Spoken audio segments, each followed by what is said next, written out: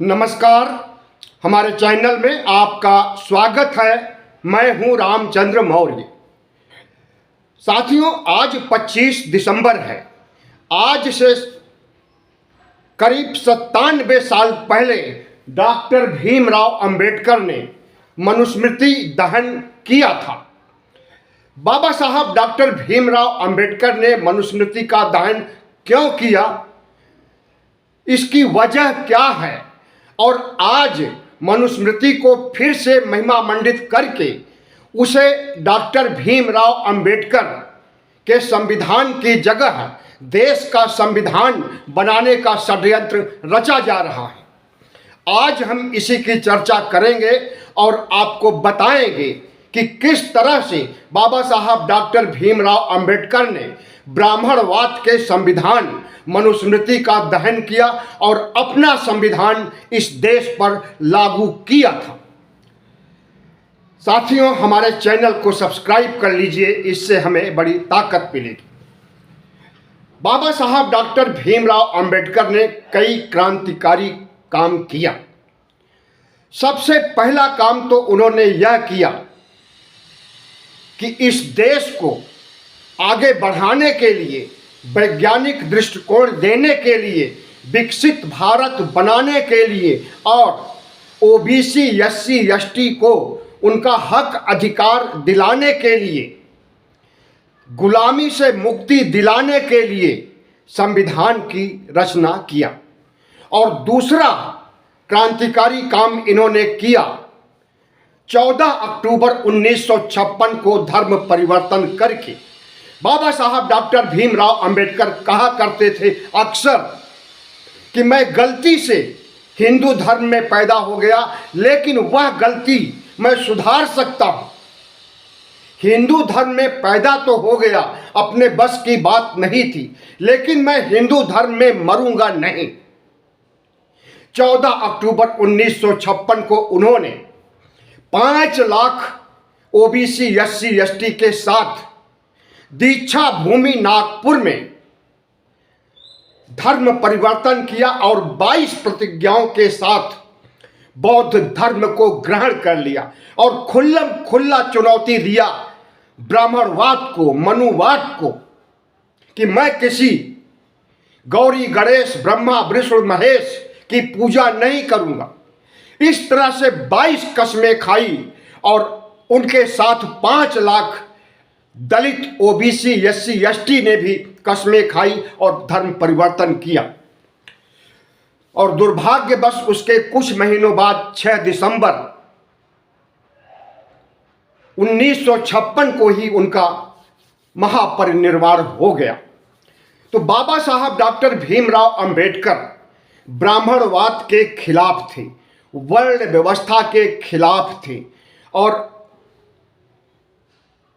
जो लगभग 2000 साल पहले मनुस्मृति ब्राह्मणों द्वारा तैयार की गई थी उसके खिलाफ थे, क्योंकि प्राचीन काल का संविधान वही था और उसी संविधान के आधार पर हिंदू राजे रजवाड़े राज करते रहे और अपने ही समाज, अपने ही देश के नागरिकों को वंचित, गुलाम और शोषण का शिकार बनाते रहे। वर्ण व्यवस्था का दंश इस देश के ओबीसी एससी एसटी को जिस तरह से झेलना पड़ा है, स्वयं बाबा साहब को जिस तरह से झेलना पड़ा था, उससे वह बहुत द्रवित हुए और उन्होंने ब्राह्मणवाद के संविधान यानी मनुस्मृति को जला देने का निर्णय किया। और आज के दिन 97 साल पहले उन्होंने जलाया भी, और जलाकर वह शांत नहीं बैठे रहे, बल्कि इस देश के लिए जो काम उन्होंने किया और जो जिम्मेदारी उन्हें कांग्रेस ने, महात्मा गांधी, नेहरू, पटेल आदि बड़े नेताओं ने जिम्मेदारी सौंपी संविधान निर्माण करने की, ड्राफ्टिंग कमेटी का अध्यक्ष बनाया और उन्होंने दुनिया भर के तमाम संविधानों का अध्ययन किया और उसके बाद भारत के अनुकूल जो संविधान होना चाहिए उसका प्रारूप तैयार किया और 26 नवंबर 1949 को संविधान सभा में पेश कर दिया और पेश करते समय उन्होंने कहा कि जो संविधान मैं आपको समर्पित कर रहा हूं, अगर यह अच्छे हाथों में जाएगा तो इसके अच्छे परिणाम आएंगे और बुरे हाथों में जाएगा तो इसके बुरे परिणाम आएंगे।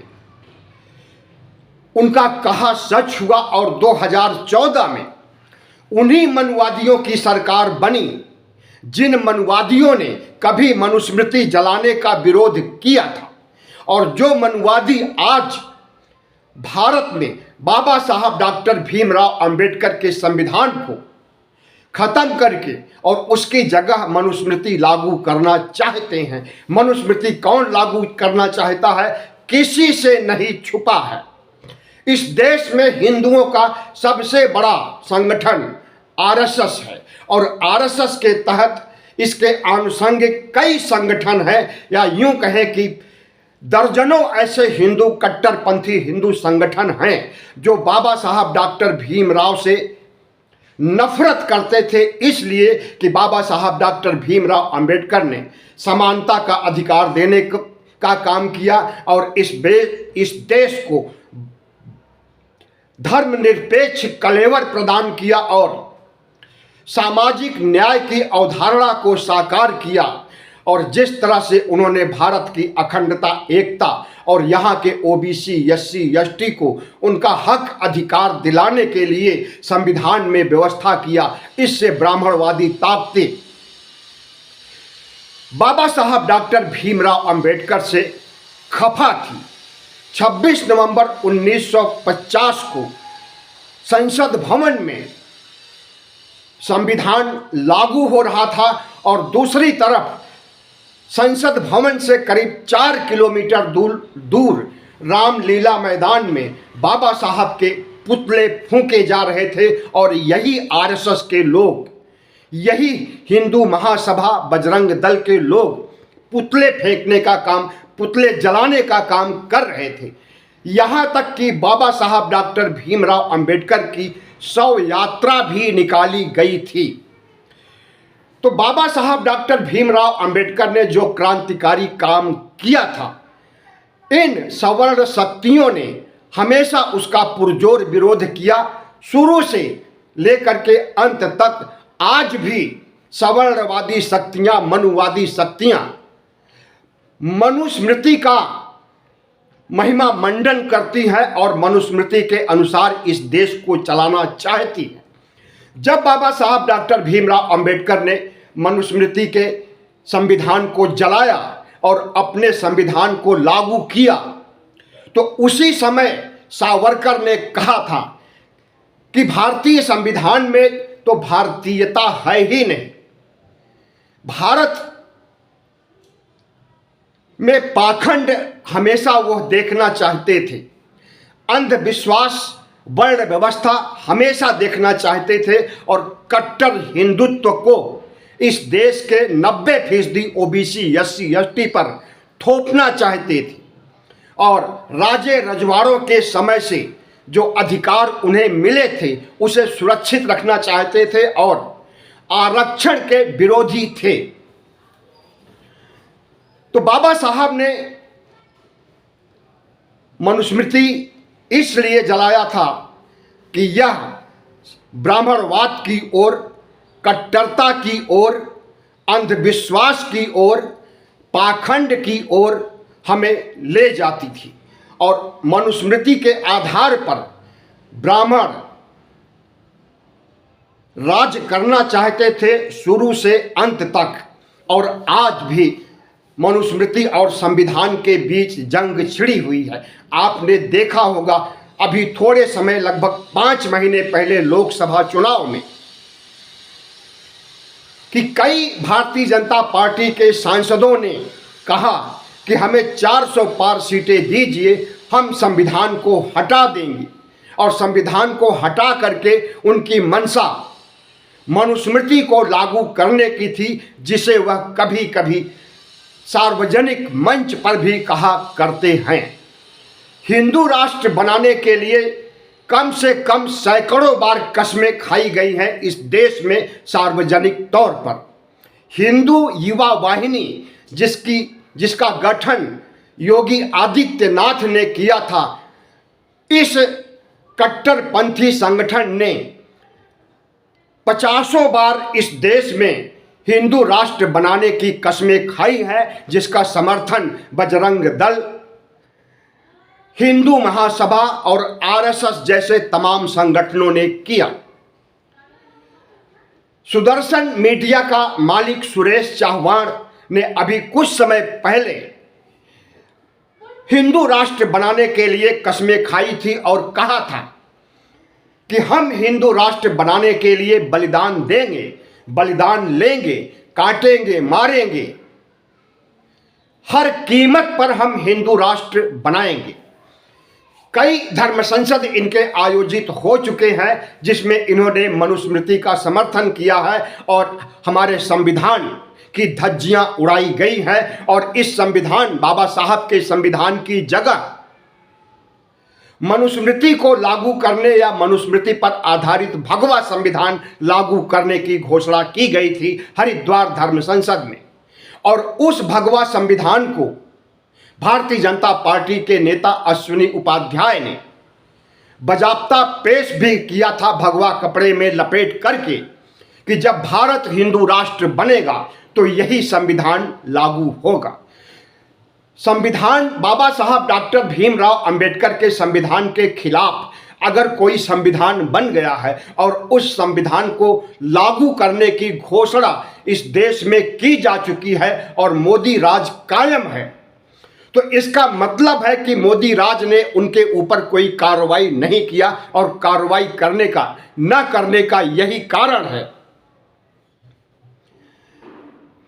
कि संविधान को ये लोग बदलना चाहते हैं। 15 अगस्त 2023 को विवेक ओबेरॉय, जो कि प्रधानमंत्री नरेंद्र मोदी के आर्थिक सलाहकार टीम के अध्यक्ष थे, उन्होंने मिंट अखबार में लेख लिख करके कहा कि भारतीय संविधान को बदले जाने, अपडेट करने, इसे हटाने का समय आ गया है। उस लेख में इन्होंने जिस तरह से बाबा साहब डॉक्टर भीमराव अंबेडकर के खिलाफ और संविधान के खिलाफ आग उगली थी, उसके ऊपर भी कोई कार्रवाई नहीं की गई। आए दिन जो हिंदू राष्ट्र बनाने की शपथें खाई जाती है, काट डालने, मार डालने, बलिदान लेने, बलिदान देने की बातें कही जाती है, उनके खिलाफ भी कोई कार्रवाई नहीं होती है।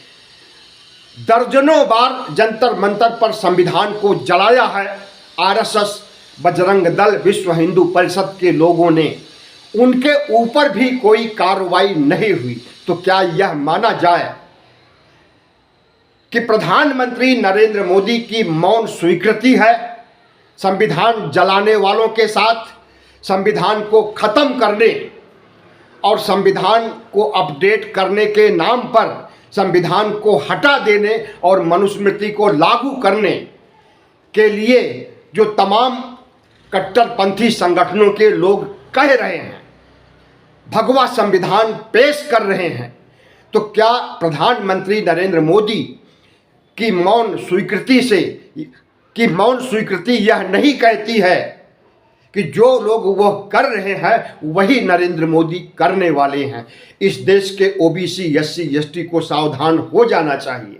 और आज पूरे देश में ओबीसी, एससी, एसटी के लोग मनुस्मृति दहन फिर से कर रहे हैं और बाबा साहब डॉक्टर भीमराव अंबेडकर को याद कर रहे हैं। तो इसका मतलब यही हुआ कि वह संविधान बचाने का काम कर रहे हैं। राज्यसभा में अगर गृह मंत्री अमित शाह बाबा साहब डॉक्टर भीमराव अंबेडकर को अपमानित करते हैं, तो इस मुद्दे पर भी, जो कि एक बहुत बड़ा मुद्दा बनने जा रहा है अगले सभी चुनाव में, इस मुद्दे पर भी ओबीसी, एससी, एसटी के लोगों को गौर करना चाहिए, गंभीरता पूर्वक सोचना चाहिए। और जो लोग भारतीय जनता पार्टी को वोट दे रहे हैं, उन्हें बाबा साहब डॉक्टर भीमराव के अपमान का बदला चुकाने के लिए कमर कस लेना चाहिए। क्योंकि भारतीय जनता पार्टी का चाल चरित्र चेहरा, आरएसएस का चाल चरित्र चेहरा सब कुछ सामने आ गया है। और जब बाबा साहब डॉक्टर भीमराव अंबेडकर को संसद भवन में अपमानित किया जा रहा है, संसद भवन के बाहर लगी बाबा साहब डॉक्टर भीमराव अंबेडकर के स्टैचू को ढहाया गया था कुछ समय पहले, तो इसका मतलब कि संविधान को ये हटाना चाहते हैं, बाबा साहब की यादों को, उनकी स्मृति को जो सहेजी गई है उसे भी खत्म करना चाहते हैं। और स्टैचू सिर्फ संसद भवन के सामने ही नहीं, पूरे देश में आए दिन स्टैचू ढहाई जाती है। अभी महाराष्ट्र में भी स्टैचू ढहाई गई बाबा साहब डॉक्टर भीमराव अंबेडकर की, हर राज्यों में ढहाई जाती है। और अभी संविधान का अपमान महाराष्ट्र में भी किया, जिसे राहुल गांधी ने जा करके एक बड़ा मुद्दा बनाने का काम किया, लेकिन गोदी मीडिया ने तवज्जो नहीं दिया।